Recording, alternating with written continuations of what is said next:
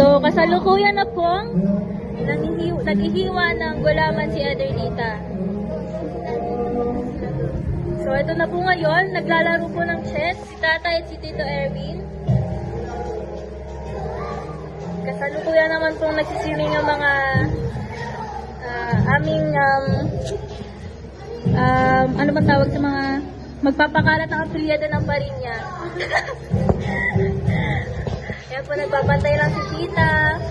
Hey, Pufferfish! Pufferfish! Hello! Oh! You look like a pufferfish na? Oh, you look like a pufferfish because you are in the water. Oh! Ezra! Oh! Teo! Yeah, wow! Hala, parang Digicam naman to. Sakit naman sa ulo nitong ganito.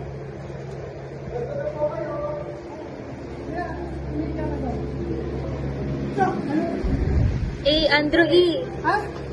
Ganun na kayo. Andrew E. Okay, yung finished product nito. Ano ba?